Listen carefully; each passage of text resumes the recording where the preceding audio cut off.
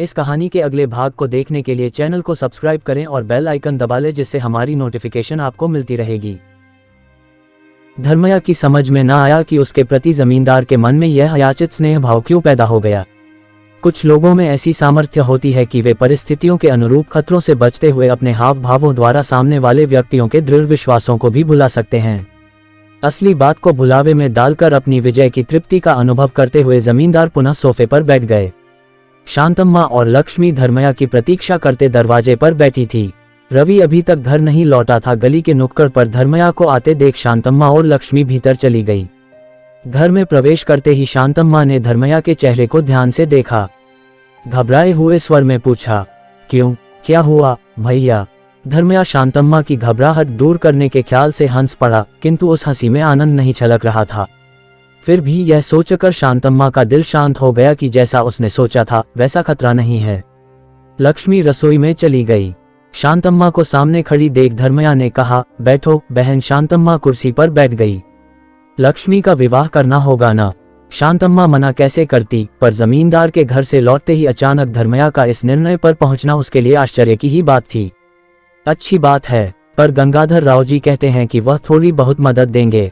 शांतम्मा ने तृप्ति के साथ लंबी सांस ली। मन में सुख शुभस्य शीघ्र। शांतम्मा, धर्मया ने कहा। पास में ही बैठी शांतम्मा को धर्मया का दोबारा बुलाना कुछ विचित्र सा लगा। शांतम्मा ने धर्मया की आंखों में देखा।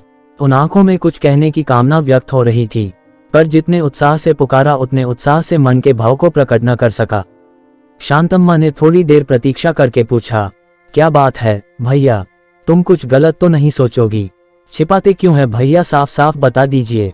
कोई खास बात नहीं है बहन। रवि और लक्ष्मी का जोड़ा और संबंध को गांव गांव फिरने की अपेक्षा उन दोनों का विवाह कर दे तो क्या ही अच्छा होगा। आनंद और आश्चर्य के सीमित भावों से शांतम्मा का चेहरा दीप्त हो उठा। कई दिनों से यह विचार शांतम्मा के मन में चक्कर लगा रहा था, लेकिन वह ये सोचकर अपने भावों को प्रकट नहीं कर सकी कि धर्मया कहीं यह न कह दे, सुयोग्य लक्ष्मी को कर्कश काम करने वाले रवि के गले में मर देना अच्छा न होगा। इससे अधिक आनंद की बात और क्या हो सकती है भैया? आपकी अगर यही इच्छा है तो अवश्य कीजिए। किवाड़ की आड़ में खड़ी लक्ष्मी ने अनुभव किया कि दोनों ने गलत कदम बढ़ाए हैं। धर्मया ने लक्ष्मी को देखते ही पुकारा, लक्ष्मी। लक्ष्मी सामने आ खड़ी हुई। वह सिर झुकाए अंदर आई थी, इसलिए धर्मया को उसके चेहरे को पढ़ने का मौका न मिला।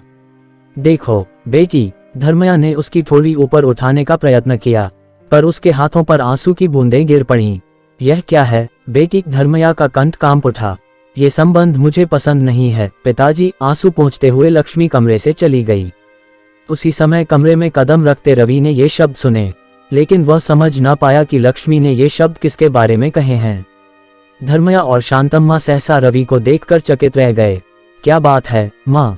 रवि ने पूछा। शांतम्मा सोच रही थी कि इस विपत्ति से कैसे बचे। धर्मया सिर झुकाए हुए था। रवि के मन में हठात कोई विचार आया।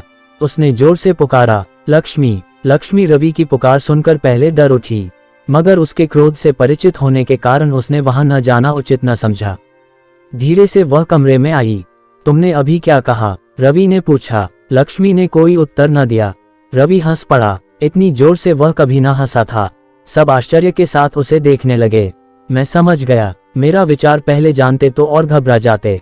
आप दोनों ये कैसे सोच सके कि लक्ष्मी को अपनी पत्नी बनाने का कुविचार मेरे मन के भीतर है? यह इस जन्म में असंभव है। ये कहकर लक्ष्मी की ओर देखते हुए रवि फिर बोला, लक्ष्मी तुमसे मैं बहुत प्रभावित हूँ। मन की बात कहने में संकोच करने वालों से मुझे चिढ़ है। स्पष्टवादिता चाहिए। आज तुम मेरी दृष्टि में और बड़ी बन गई हो। ये शब्द कहते हुए रवि द्वार तक गया, फिर बोला, आप सब किसके बारे में सोच रहे हैं? मुझे 10 साल तक शादी की जरूरत नहीं है, समझे ना? अब लक्ष्मी की बात रही। कोई अच्छा संबंध ढूंढिए, कर्ज लेकर विवाह करेंगे। शर्त यह है कि वह संबंध लक्ष्मी को पसंद आ जाए। धर्मया और शांतम्मा रवि की बातें सुनकर चकित हो उठे। लक्ष्मी, शादी का मोल भाव बाद में होगा। मुझे भूख लगी है, रवि ने लक्ष्मी को पुकार कर कहा। लक्ष्मी रवि को खाना परोसने चली गई। राम 2 दिन से धर्मया के घर जाने को व्याकुल होता रहा, पर उसने लक्ष्मी के प्रति जैसा व्यवहार किया था, उसकी कल्पना मात्र से उसे लज्जा और अपमान का अनुभव होने लगा। अनायास उसके मन में 2 दिनों से यही विचार उठते रहे, जिनसे उसके मन में लक्ष्मी के प्रति गौरव का भाव बढ़ता गया। लक्ष्मी को देखने के कुतूहल में भी वृद्धि हुई। कॉलेज से लौटकर कपड़े बदले ज्यों ही वह जाने को हुआ कि बैठक में से जोर से खांसते हुए जमींदार बाहर आए, पर राम ने मुड़कर अपने पिता को न देखा। उनकी खांसी सुनकर अपनी गति मंद की। सूरज डूबने को है, अब कहाँ जा रहे हो? गंगाधर राव ने पूछा। राम रुक गया, सिर झुकाकर धीरे से बोला, यूं ही, कुछ सूझ नहीं रहा था। अंधेरा हो जाने पर बाहर घूमना अच्छा नहीं है, कहकर जमींदार भीतर चले गए। राम कुछ देर खड़ा रहा। जमींदार के मत के अनुसार लौटने की इच्छा न हुई। फाटक खोलकर वह बाहर चला गया। गंगाधर राव बैठक में खड़े खड़े राम को देखते रहे। उसके तिरस्कारपूर्ण व्यवहार ने जमींदार के मन को व्याकुल कर दिया।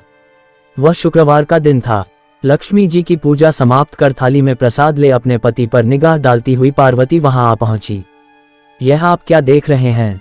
पार्वती ने पूछा। अन्यमनस्क गंगाधर राव ने पार्वती की ओर देखते हुए नम्रतापूर्वक हाथ बढ़ाया और प्रसाद को आंखों से लगाकर मुंह में डाल लिया।